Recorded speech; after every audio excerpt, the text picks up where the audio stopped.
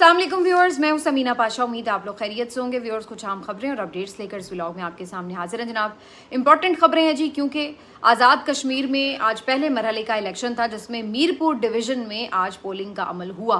लेकिन उस सारे पोलिंग के अमल को किस तरह अवाम ने मुस्तरद कर दिया, उससे लाताल्लुकी का ऐलान कर दिया, इसके ऊपर तफसीली बातचीत करते हैं। और फिर ये भी आपको बताएंगे कि जो चैनल्स इस वक्त अवाम की तर्जुमानी की बजाय ऐसा लगता है कि हुकूमती या रियासती तर्जुमानी करते हैं, उनके साथ कुछ वैसी ही सूरत हाल पेश आई जैसी हमने जेन जी के एहतजाज में देखा कि जब वहाँ पर इंडियन चैनल्स के सहाफ़ी कवरेज के लिए आए तो उनके जो वहाँ मुजाहिरीन थे उन्होंने गोदी मीडिया कह के उन्हें वहाँ से भगा दिया। पाकिस्तान में आज क्या हुआ, इस पर भी बात करते हैं। और दूसरी तरफ आलिया हमजा से मुतालिक एक अहम तशवीशनाक खबर आई है, उससे मुतालिक भी आपको अपडेट करते हैं।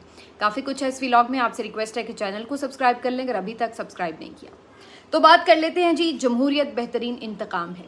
और कभी कभी जब आप बाकायदा जमहूरी अमल में हिस्सा लेते हैं तो आप अपनी राय का इजहार करते हैं, आप अपना इंतकाम लेते हैं, आप अपनी पसंदीदगी जाहिर करते हैं। और कभी कभी इस पूरे अमल से लाताल्लुकी का ऐलान करके भी आप एक मैसेज देते हैं कि हमें किसी किस्म का मसनूई इलेक्शन नहीं चाहिए। यही सूरत हाल आज़ाद कश्मीर में नज़र आ रही है, जहाँ पर इस वक्त एक जाने बड़ी तादाद में मुजाहिरीन जमा हो चुके हैं।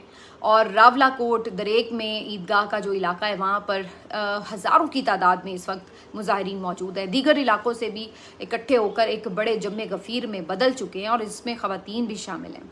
इन लोगों ने मुज़फ़्फ़राबाद लॉन्ग मार्च की कॉल दे रखी है।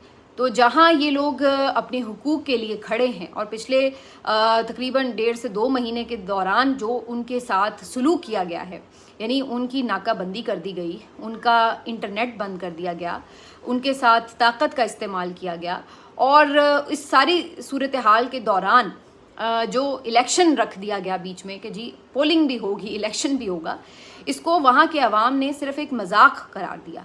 उनका ये कहना था कि इस वक्त जब उनके लिए एक सर्वाइवल की जंग बनी हुई है, जहाँ उनके हुकूक के हवाले से वो जिद्दोजहद कर रहे हैं, सड़कों के ऊपर हैं, जहाँ एक कशीदगी का आलम है, जहाँ उनके रोज़मर्रा ज़िंदगी के मामूलात बेइंतहा मुतासिर बल्कि मफलूज हो चुके हैं, तो वहाँ पर आप आके उन्हें लैपटॉप, ग्रीन बसों के लॉलीपॉप्स दे रहे हैं और उन्हें कह रहे हैं कि आओ आके वोट डालो। भाई, पहले जो उनके मसले हैं, जो एक पुरअमन तरीके से माहौल होना चाहिए इलेक्शन का, पहले आप वो चीज़ें तो नॉर्मलाइज कर लें। पहले आप उनका एतमाद तो जीत लें, एतमाद तो जीतें कि वो ये समझें कि हाँ भाई, अगर हम इलेक्शन में हिस्सा लेंगे तो हमारे मसाइल हल होंगे। आप उसको एड्रेस नहीं कर रहे और एक बिल्कुल मसनूई माहौल बनाकर, मसनूई किस्म की कैंपेन करके आप ये तासुर देने की कोशिश कर रहे हैं कि सब अच्छा है। ऐसे मनाजिर हम मकबूजा कश्मीर में देखा करते थे कि जहाँ पर हमें नज़र आता था कि भारतीय जो रियासती दहशत गर्दी है उसकी नोक के नीचे एक जाली किस्म का इलेक्शन जो है ढोंग रचाया जाता था और वहाँ पर जो लोग थे उससे लाताल्लुकी का ऐलान करते थे और फिर वहाँ पर एक डमी हुकूमत बिठा दी जाती थी। आज बहुत ही बदकिस्मती के साथ हमें ये मनाजिर आज़ाद कश्मीर में नज़र आ रहे हैं कि जहाँ पर अवाम इस इलेक्शन के ऊपर इजहार अदम एतमाद कर रहे हैं, लेकिन हमारे जो रियासती चैनल्स हैं वो चीख चीख के, गला फाड़ फाड़ के बता रहे हैं कि सब अच्छा है, बहुत अवाम निकल आई है, वोटर टर्नआउट बेहतरीन है, बहुत सारे लोग निकल आए हैं, वोट कास्ट कर रहे हैं। इस सूरत हाल में आज के दिन की जो अभी तक की अपडेट्स हैं उसके मुताबिक जो मेरी मुख्तलिफ रिपोर्टर्स से भी बात हुई है, जो आज़ाद कश्मीर से बिलोंग करते हैं, जो आज़ाद कश्मीर के साथ कनेक्टेड हैं, उनका ये बताना है कि बिल्कुल अवाम ने इस इलेक्शन को मुस्तरद कर दिया है। उन्होंने कोई वोट कास्टिंग के अमल में हिस्सा नहीं लिया। हालांकि ये सिर्फ मीरपुर डिवीज़न की हद तक आज पोलिंग थी और 13 हलके हैं जो आज जहाँ पे पोलिंग का अमल होना था, वोट कास्ट होने थे। लेकिन 1-2 हलकों के अलावा कहीं पर भी आपको कोई ऐसी एक्टिविटी नज़र नहीं आई जिससे आपको ये लगे कि बड़ा कोई रौनक मेला है, बड़ी कोई गहमा गहमी है, बड़ा कोई लोगों ने पार्टिसिपेट किया।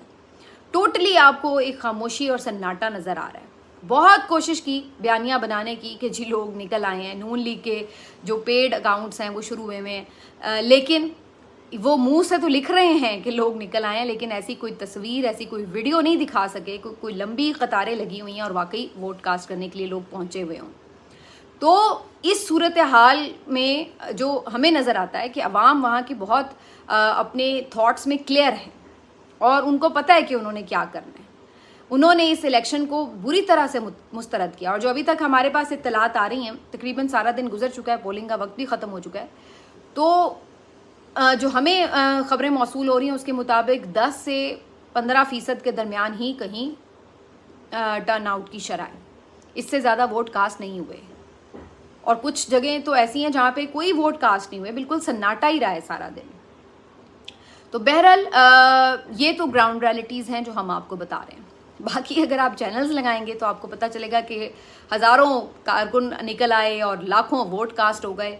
ऐसे ऐसे भी हमने तो मोजज़े देखे हैं कि जो फौतशुदा लोग होते हैं वो भी आके वोट कास्ट कर जाते हैं। पता लगता है कि जहाँ पे रजिस्टर्ड वोटर्स की तादाद 10,000 है, वहाँ पे 15,000 लोग वोट कास्ट करके चले गए हैं।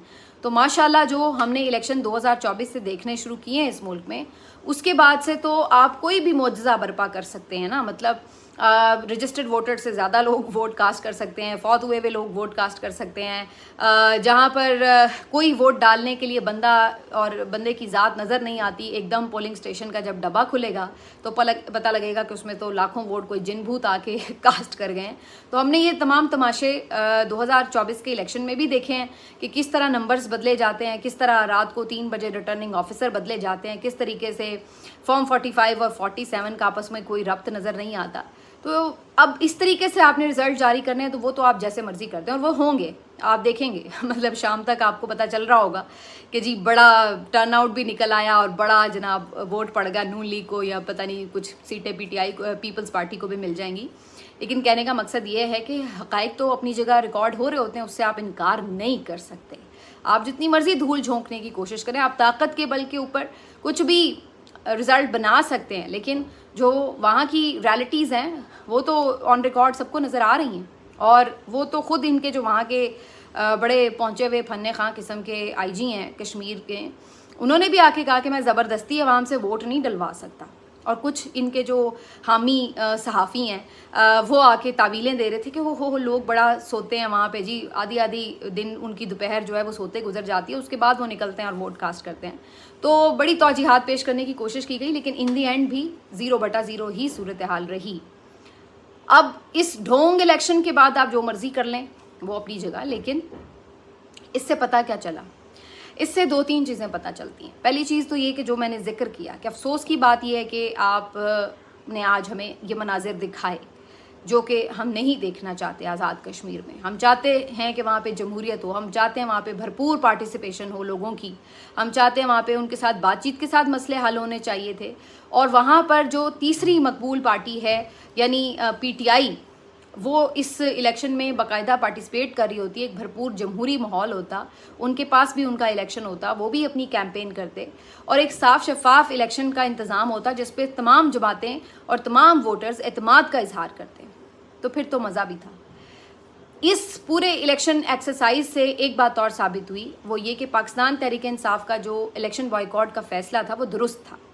मैंने उस वक्त भी जब उन्होंने ये फ़ैसला किया उस पर अगरचे बहुत से जो हमारे मायनात सहाफ़ी हैं उनकी राय थी कि इलेक्शन बॉयकॉट कभी भी किसी भी पार्टी के लिए फ़ायदेमंद नहीं होता, उनकी अपनी राय का एहतराम है। लेकिन मैंने उस वक्त भी ये बात कही थी कि जिन हालात में ये इलेक्शन हो रहा है इसमें बेहतरीन बात यही है कि अवाम की राय के साथ खड़ा हुआ जाए। और पाकिस्तान तहरीक इंसाफ ने इसी नब्ज़ को अवाम की समझा कि अवाम तो इस इलेक्शन प्रोसेस से बिल्कुल ला ताल्लुक़ हैं, तो ऐसे किसी इलेक्शन प्रोसेस का हिस्सा बनकर हम भी अपने अवाम को अपने से दूर क्यों करें। और दूसरा, ऐसे किसी इलेक्शन का हिस्सा बनने का फ़ायदा तो तब होता जब पूरा आपको मौका मिल रहा होता। जब आपको मौका भी नहीं मिलना, आपका इलेक्शन सिंबल भी आपको नहीं मिलना, आपको कैंपेन भी नहीं करने दी जानी, और अगर आप फिर भी 1-2 सीटें कोई जीत ही गए तो आपके जो उम्मीदवार हैं उनको ज़बरदस्ती इस्तेहकाम पार्टी में या किसी और पार्टी में शामिल करवाया जाना है। तो अगर इस तरह ही आपके साथ सलूक होना है तो आपने ऐसे प्रोसेस का हिस्सा बन के करना भी क्या है। तो इससे बेहतर ये नहीं कि आप अवाम की उमंगों के साथ खड़े हो, ताकि कल को अवाम को भी ये याद रहे कि कौन सी पार्टी थी जो उनकी मांग के साथ उनके साथ खड़ी थी। तो पाकिस्तान तहरीक इंसाफ ने इन हालात में ये इलेक्शन जो था रिजेक्ट किया और उन्होंने कोई कैंपेन नहीं की, इसमें पार्टिसिपेट नहीं किया। बाकी जो दोनों जमातें हैं वो नूरा कुश्ती करती रही, उससे मज़ीद वो एक्सपोज हुई, पहले भी एक्सपोज हैं और एक्सपोज हुई। पता लगा कि सामने आके इलेक्शन कैंपेन्स में एक दूसरे पर कैसे कैसे इल्ज़ामात लगाते हैं और बाद में फिर इकट्ठे हाथ मिलाकर बैठ भी जाते हैं। ये हम हमेशा ही देखते हैं और इस दफ़ा भी यही देखेंगे।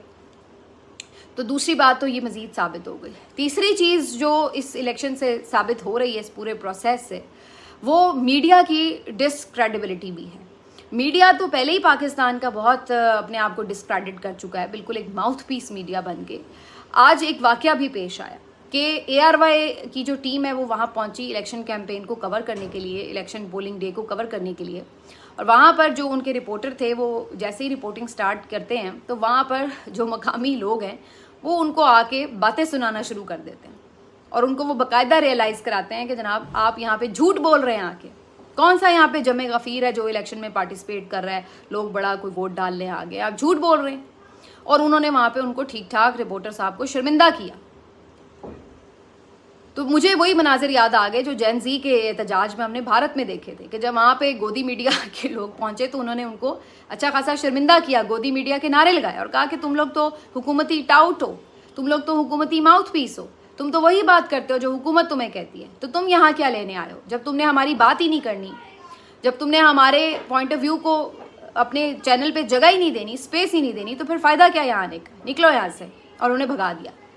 तो आज ARY के साथ भी कुछ ऐसे ही मिलते जुलते मनाजिर थे कि वहाँ पर जो मकामी लोग थे वो गुस्सा कर रहे थे, उन्हें शर्मिंदा कर रहे थे। तो ये होता है जब चैनल्स अवाम की बात करने के बजाय और रियलिटी दिखाने के बजाय सिर्फ इस तरह एक टूल बन के रह जाएं हुकूमत के हाथ में कि जो हुकूमत का बयानिया है, जो रियासत का बयानिया है, सिर्फ वही फैलाना है और उसके लिए किसी भी हद तक जाना है, तो फिर कहीं ना कहीं आपको ये चीज़ें फेस करनी पड़ती हैं। और अवाम इस बात का आपको फिर रियलाइज़ कराने के लिए हक बजानिब हैं जब वो ये कहें कि जनाब आप जो हैं वो टाउट हैं। फिर आज ये लोग कहते हैं कि जनाब कोई चैनल नहीं देख रहा, चैनल की क्रेडिबिलिटी ख़त्म हो गई, चैनल माली मुश्किलात का शिकार हो गया, चैनल से लोग निकाले जा रहे हैं। तो फिर जब आप सहाफ़त जो कि मकसद था चैनल का वही ख़त्म कर दें, वहाँ पे सहाफ़त होनी नहीं, तो किसने जाके वहाँ पे चैनल को देखना है कि यहाँ पे कोई सच्ची खबर आएगी? हर कोई सोचेगा यार इन्होंने तो वही बात करनी है जो इनको हुकूमत ने कहनी है, लिहाजा सोशल मीडिया पे स्विच करो, यूट्यूबर्स के यूट्यूब वीडियोस देखो, एक्स पे देखो क्या खबरें आ रही हैं, फेसबुक देखो, टिकटॉक देखो। तो लोग फिर सोशल मीडिया पर स्विच करते हैं ये जानने के लिए कि दूसरी तरफ की पिक्चर क्या है। अगर जब वहाँ पे भी ये कोशिश कर रहे थे इस तरह की बातें करने की, जो बहुत टर्न आउट निकला है, लेकिन जाहिर है आपको वहाँ पे साबित करने के लिए कोई विजुअल्स तो चाहिए कि भाई हाँ भाई लोग निकले हुए हैं। तो बहुत कम तादाद थी लोगों की, जैसे मैंने कहा कि मेरे अंदाजे के मुताबिक और जो मैंने फीडबैक लिया है उसके मुताबिक हार्डली 10 से 15% लोग निकले हैं वहाँ पे। ज़्यादातर लोगों ने इसको टोटली रिजेक्ट किया है। बाकी अब गवर्नमेंट आपने जिसकी मर्जी बनानी है बनवा लें, उससे तो कोई रोक नहीं सकता। लेकिन अगर आप ये कहें कि आवाम की कोई पार्टिसिपेशन थी इस अमल में, तो नहीं थी। हाँ, आगे अब जो ये मुजफ्फराबाद की तरफ लॉन्ग मार्च का मामला है, ये एक सीरियस इशू है, इसको देखना पड़ेगा कि इसको हैंडल कैसे किया जाता है। तो अच्छी अलामत नहीं है और अच्छा नहीं फील हो रहा ये बताते हुए कि इस तरह से हमें AJK में देखना पड़ रहा है। लेकिन ये अब सच्चाई अपनी जगह पे, हम क्या कर सकते हैं। आलिया हमजा साहिबा के हवाले से एक खौफनाक खबर आई है जी। उनके फैमिली ज़राए ने ये खबर दी है और उनका ये कहना है कि आलिया हमजा पर कोट लखपत जेल में जानलेवा हमला हुआ है। उनका ये बताना है कि आलिया हमजा साहिबा वॉशरूम से निकल रही थी कि अचानक से चंद ख़वातीन, जिनमें एक नाजिया ख्वाजा नामी ख़ातून है जो मेन उसमें जिसका किरदार था, और उनके साथ चंद मज़ीद ख़वातीन ने मिलकर आलिया हमजा पर हमला कर दिया और उनको गले से पकड़ लिया। और उनका ये बताना था कि इस सारे अमल के दौरान वो नारे लगा रही थी और नून लीग के हामी नारे लगा रही थी। इस नाजिया ख्वाजा नामी जो खातून है उससे मुतालिक पता चला है कि मनशियात की स्मगलिंग में इसका इल्ज़ाम है और उसमें ये जेल में है। और ज़ाहिर जानबूझ के एक सोचा समझा प्लान करके आलिया हमजा पे ये अटैक उनकी तरफ से किया गया है। तो ये बहुत ही तशवीशनाक बात है। अगर वाकई ऐसा कोई वाक़या पेश आया है तो इसकी प्रॉपर तफ्तीश होनी चाहिए। और दूसरी बात ये कि ये ख़वातीन के हवाले से पहले भी ख़बरें आ रही हैं कि इनके साथ नारवा सलूक रखा जा रहा है, इन्हें मुख्तलिफ़ तरीक़ों से तंग किया जा रहा है। कभी इन्हें कोई मेडिकल प्रॉब्लम हो जाए तो इनको मेडिकल एड नहीं दी जाती, कभी बहुत ज़्यादा ख़वातीन जो हैं इनके सेल्स में रखी जाती हैं ताकि ये घुटन फील करें। बिजली गई रहती है, पानी की साफ़ पानी की फराहमी यहाँ पे दस्तयाब नहीं है, और उसके साथ साथ मुलाकातों वगैरह के हवाले से भी इन्हें बहुत ज़्यादा तकलीफ़ का सामना करना पड़ता है। तो ये तमाम तरीक़ों से इन ख़वातीन को, जो PTI की ख़वातीन हैं, इनको यहाँ पे तंग किया जाता है। और इनके ऊपर ज़मीन जो है वो तंग की हुई है, जेल की भी इवन। जब ये आलिया हमज़ा पे अटैक हुआ है तो उस वक्त सनम जावेद और फलक जावेद भी वहाँ पर मौजूद थी और उन्होंने भी फिर कोशिश की बीच बचाव कराने की, तो ये सारा मामला वहाँ पे फिर काफ़ी एक अजीबोगरीब सूरत हाल इख्तियार कर गया। तो मेरे ख्याल से पाकिस्तान तहरीके इंसाफ के जो ख़ास तौर पे पंजाब की क़यादत है और ओवरऑल भी जो क़यादत है, उनको इस पर भरपूर आवाज़ उठानी चाहिए। कैदी तो उन्होंने बना ही लिए हैं आपके बहुत सारे लीडर्स, लेकिन जो उनके साथ सलूक हो रहा है उसके ऊपर भरपूर तरीके से आपको हाईलाइट करना चाहिए, प्रेस कॉन्फ्रेंस करनी चाहिए, इस जेल इंतज़ामिया के ख़िलाफ़ कुछ ना कुछ आपको ज़ाहिर है कार्रवाई के लिए कोशिश करनी चाहिए। होती तो नहीं है जिस तरह के हालात हैं, लेकिन एटलीस्ट आप ये तमाम चीज़ें स्टार्ट तो करें, इनिशिएट करनी चाहिए। और मेरे ख़्याल से हुक्मरानों को भी कुछ शर्म करनी चाहिए कि आप लोग किस लेवल पर गिरेंगे। मतलब कोई तो अपना लेवल रखे ना कि इस लेवल तक हम गिर सकते हैं। जो हम सोचते हैं कि अब यही इनका मैक्सिमम लेवल है गिरने का, आप उससे भी नीचे गिर जाते हैं। तो इतना जो है वो नहीं गिरना चाहिए अगर आपके पास इक़्तिदार आ जाए, क्योंकि ये इक़्तिदार जो है ये भी हाथों का मैल ही है, आज है कल नहीं है, किसी को नहीं मालूम। तो इस इक़्तिदार की खुशफहमी में मुखालिफिन के साथ ज़िल्लत आमेज़ सलूक करना या उनको इस तरीके से डिग्रेड करना और उनके ऊपर ज़मीन तंग करना, ये खुदाई दावे करना और फिर उसके बाद इस तरीके से अपने मुखालिफिन के लिए ज़िंदगी अजाब बनाना, और वो भी आपको पता है कि वो आप कितना उनका जुर्म है और कितने आप जो हैं वो पाक साफ़ हैं, और उस तरीके से आप उनके साथ बिहेव करें। मेरा ख्याल है ये खौफनाक चीज़ें हैं, और ये जो एग्जांपल्स आज आप सेट कर रहे हैं, ये कल को अगर आपको भुगतना पड़ी तो फिर आप सोच लें कि आप क्या कर रहे होंगे। तो ये बहुत ही अफसोसनाक मामला है, मेरा ख्याल है इस पर भरपूर आवाज़ उठानी चाहिए। मिलते हैं आपसे अगले वीलॉग में, अपना ख्याल रखिए, अल्लाह हाफ़िज़।